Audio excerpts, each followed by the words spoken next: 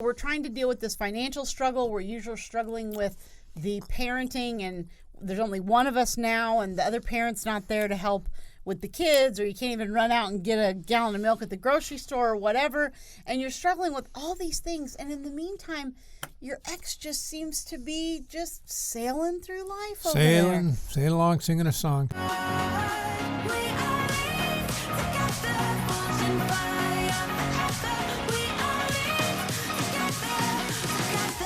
It's like, here I am at the house. I've got the 2 kids. I'm struggling financially. I'm trying to work. I'm exhausted. I've got, pretty much the kids full time. I've got the kids and I'm trying to work and all of these things. And I felt like he was just out, having fun. And it took some time, but I would say within about 2 to 3 years, his shenanigans ended him up essentially homeless. Right.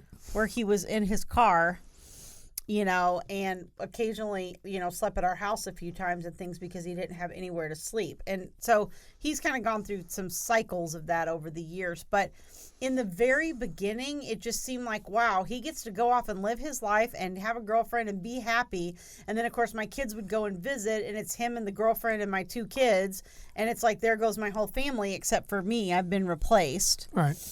And he seems to just be able to walk out, leave me high and dry, and do whatever he wants to do. Right. And it takes time. Like you said, it took some time for that to come full circle for you too. And it takes some time for that to come back around and for you to realize that they're still the same person they've always been. They're still struggling in the same ways they've always been struggling. Right, it's just true. that you don't have a front row seat anymore. By the same token, they don't have a front row seat to your life anymore. Right. So their view of your world is also completely obstructed. Right. So if you're telling them how you feel all the time, you're really doing yourself a disservice. You want to, they're not entitled to know how you feel. Right. And you're not entitled to know how they feel. Right. And really, you want them thinking that everything is peachy in your world. That's Right. the illusion you want to create. Right. And the more boundaries you have, the stronger that will be true. If you're telling them every little thing and every struggle and everything, then they know that you're just the same old person that you always were. Yeah. Basically, it feels good in the moment to tell that other person everything you're feeling. But when you get a divorce, you're getting a divorce. And so I think it's important for married people to tell each other how they feel and to share their emotions and their passions and their issues and everything else in life.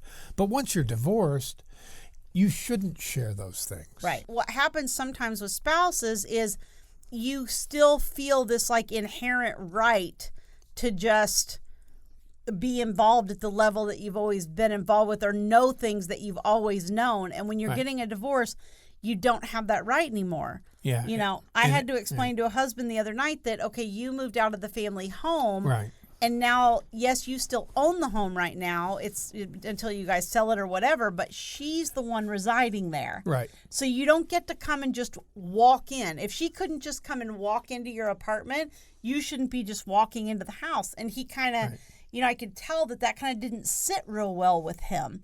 But you're having to back up from what your interaction has been. It's important to stop, to put boundaries in place that will ensure that you're not trying to peer into that world. Right.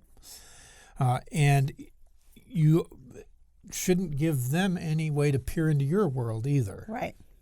And that means stopping the emotional communication. Mm-hmm. Basically, she's no longer entitled to me sharing how I feel. Right. Including what I think of her. In order to trust you enough to let their children live with you, they have to believe that you're doing well. Right. Right. I'm sure if I knew half the things that were going on in my ex-wife's house, I'd have been sick to my stomach. And vice versa, But because we don't agree, right? I mean, we don't agree. We don't focus on her world. We focus on our world. Yeah. And I think this is where a lot of divorcing people really struggle. And again, I mean, ladies, I'm going to call you out on it a little bit because, we want to know everything that's happening in the other person's world. And I remember going through this, like my sons would go over there, and one of my sons wore contacts when he was younger. And so it would be like, well, does he have contact solution? And do they have toothbrushes? And what time are you making them go to bed? And, you don't even have anything in the fridge that they like to eat. They come back and they say there was nothing to eat. And, all this kind of stuff that we get all, did they do their homework? And did you make sure they had clean clothes? And did you, we get so hyper-focused on what's going on in the other person's world that we forget our world. Yeah. And what you have to do is when your kids are with you and in your presence, you focus like a laser beam on them. Yeah, or on making the world great. Well, right. But I mean, on the interaction with them, the nurturing of them. We have 50-50 of Thomas's kids, and we always have had for the last 14 years since they were babies. And so what this looks like for us is when they're gone, that's when we do all of our chores and running around, and we work more on those weeks. We get groceries in, we do the laundry, we change the sheets, we do all the things that need to be done, so that when the kids are there, that time is focused on interacting with them, helping with homework, coming alongside and parenting and doing the things they need. So how do you manage your ex's view of your world? Well, one of the ways you can do it is, don't avoid communication. I think that's a trap that a lot of people fall in. And in fact, that's one that early on I fell in, is that you can't just cut off communication and say it's impossible because I'm just too upset. Right. So you have to communicate, but you have to communicate smartly. Mm-hmm. And communicating smart, and I wish I'd known this in the beginning. Yeah. You never know. You don't know what you don't know, but right.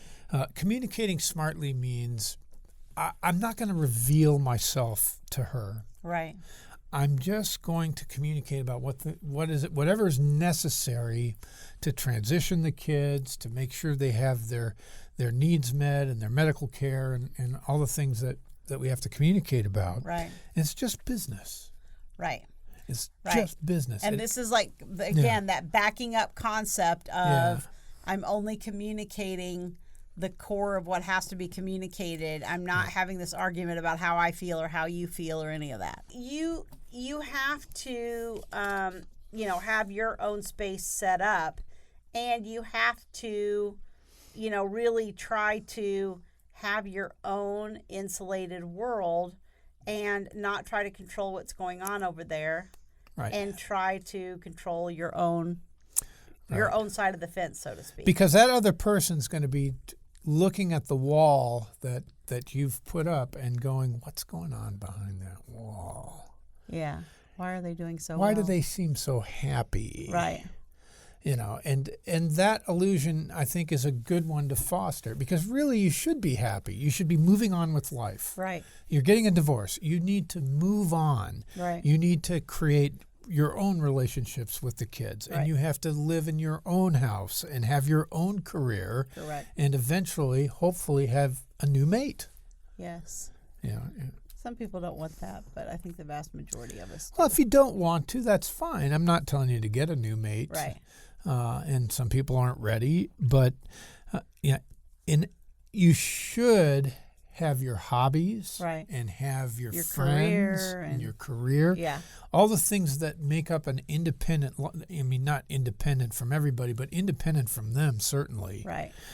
And create those things because that's going to influence how they deal with you, I think, for the positive. Right. You don't want to vent to your kids, and you don't, because I always say your kids are part you and part your ex. And if you're complaining about your ex, somewhere inside you're complaining about a piece of them, and they have that connection. And so you have to be really careful, because you can inadvertently really damage your kids and their own self-image by complaining about your ex. All these behaviors, all these ways of communicating, all the things that continue to damage the relationship get in the way, and they upset you so much, and they upset the other person so much that then everybody is so emotional that they can't settle the issues in their case that would actually get them done. When we're telling you these bits of wisdom,